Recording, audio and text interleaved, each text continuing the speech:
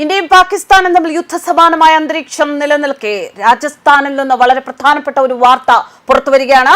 രാജസ്ഥാനിൽ പാകിസ്ഥാനുമായുള്ള അന്താരാഷ്ട്ര അതിർത്തിയിൽ ഇന്ത്യൻ വ്യോമസേന വലിയ തോതിലുള്ള സൈനിക അഭ്യാസങ്ങൾ നടത്തുമെന്ന് ഇന്ന് വൈകുന്നേരം പുറത്തിറക്കിയ നോട്ടാം അഥവാ വ്യോമസേനക്കാർക്കുള്ള അറിയിപ്പിൽ പറയുന്നു. ബുധനാഴ്ച രാത്രി 9:30 സൈനിക അഭ്യാസം ആരംഭിക്കും.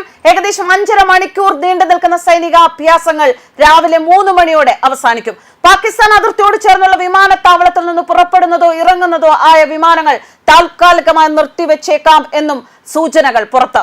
നോട്ടാം ഉത്തരവ് പ്രകാരം ഇന്ത്യൻ വ്യോമസേന ബുധനാഴ്ച രാത്രി 9:30 രാജസ്ഥാനിലെ അന്താരാഷ്ട്ര അതിർത്തിയിൽ അഭ്യാസം ആരംഭിച്ച് വ്യാഴാഴ്ച പുലർച്ചെ 3 മണി വരെ തുടരും. മെയ് 7, 8 തീയതികളിൽ പാകിസ്ഥാനുമായുള്ള അതിർത്തിയുടെ തെക്കൻ ഭാഗത്ത് നടക്കാനിരിക്കുന്ന ഒരു സുപ്രധാന വ്യോമാഭ്യാസത്തിന്റെ നോട്ടീസാണ് സർക്കാർ ഇപ്പോൾ വ്യോമസേനയ്ക്ക് നൽകിയിരിക്കുന്നത്. അഭ്യാസത്തിന്റെ വിശദാംശങ്ങൾ ഇതുവരെ പുറത്തുവിട്ടിട്ടില്ല എങ്കിലും ഈ കാലയളവിൽ മേഖലയിൽ പരിമിതമായ വ്യോമാതിർത്തി ഉപയോഗം നോട്ടാം സൂചിപ്പിക്കുന്നുണ്ട്. ഇത് ഇന്ത്യൻ വ്യോമസേന ഉൾപ്പെടുന്ന ഒരു വലിയ തോതിലുള്ള സൈനിക അഭ്യാസത്തിനുള്ള തയ്യാറെടുപ്പുകളെ സൂചിപ്പിക്കുകയാണ്.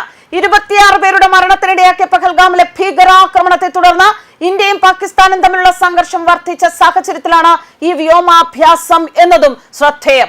ആഭ്യന്തര മന്ത്രാലയത്തിന്റെ നിർദ്ദേശപ്രകാരം ബുധനാഴ്ച ഒഡീഷയിലെ 12 ജില്ലകളിൽ സിവിൽ ഡിഫൻസ് സുരക്ഷാഭ്യാസങ്ങൾ നടത്തുമെന്നും ഒരു മുതിർന്ന ഉദ്യോഗസ്ഥൻ അറിയിക്കുന്നു. ആംഗുൽ, ഖുർദ, ബാൽസോർ, ഭദ്രക്, ജഗത്സിംഗ്പൂർ, കേന്ദ്രപാര, ഗഞ്ചം, ധേൻകനൽ, പുരി, കോരാപുട്ട്, സംബൽപൂർ, സുന്ദർഗഡ് എന്നിവിടങ്ങളിലാണ് ഡ്രിൽ നടക്കുക എന്ന് ഓഫീസർ അറിയിച്ചു.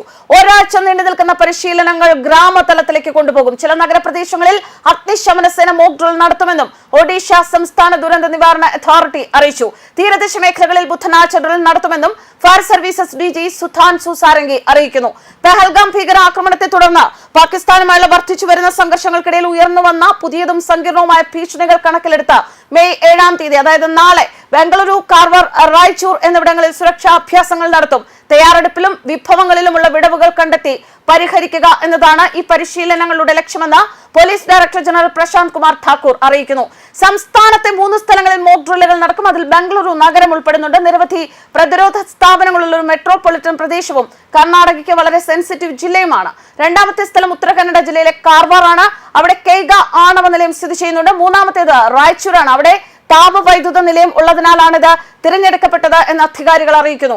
കഴിഞ്ഞ മാസം ഏപ്രിൽ 25-ന് ഇന്ത്യ തങ്ങളുടെ മുൻനിര യുദ്ധവിമാനങ്ങളെയും എലൈറ്റ് പൈലറ്റുമാരെ ഉൾപ്പെടുത്തി ഒരു വലിയ തോതിലുള്ള സൈനികാഭ്യാസം നടത്തിയിരുന്നു.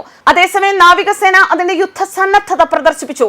ആക്രമൺ എന്ന് പേരിട്ടിരിക്കുന്ന ഈ അഭ്യാസത്തിനായി ഇന്ത്യൻ വ്യോമസേന അവരുടെ അത്യാധുനിക റാഫേൽ ജെറ്റുകളെയും ഉന്നത തല പൈലറ്റുമാരെയുമാണ് വിന്യസിച്ചത്. Su-30 MK സ്ക്വാഡ്രണുകളുടെ സജീവ പങ്കാളിത്തത്തോടെ പർവ്വത പ്രദേശങ്ങൾ ഉൾപ്പെടെ വിവിധ ഭൂപ്രദേശങ്ങളിൽ പൈലറ്റുമാർ ഉയർന്ന തീവ്രതയുള്ള ഗ്രൗണ്ട് സ്ട്രൈക്ക് സിമുലേഷനുകൾ നടത്തിയിരുന്നു. മുതിർന്ന വ്യോമസേനാ നേതൃത്വത്തിന്റെ അടുത്ത മേൽനോട്ടത്തിൽ ആഴത്തിലുള്ള ആക്രമണ ദൗത്യങ്ങളുടെ മാതൃകയിലുള്ള വിദൂര ലക്ഷ്യങ്ങളിൽ വിപുലീകൃത ദൂര സോർട്ടുകൾ, കൃത്യമായ ആക്രമണങ്ങൾ എന്നിവയും ഈ അഭ്യാസത്തിൽ ഉൾപ്പെടുന്നു. അതേസമയം 1971-ലെ പാകിസ്ഥാനുമായുള്ള യുദ്ധത്തിന് ശേഷം ആദ്യമായി രാജ്യവ്യാപകമായി സിവിൽ ഡിഫൻസ് അഭ്യാസങ്ങൾ നടത്താൻ സർക്കാർ നാളെ തയ്യാറെടുക്കുകയാണ്.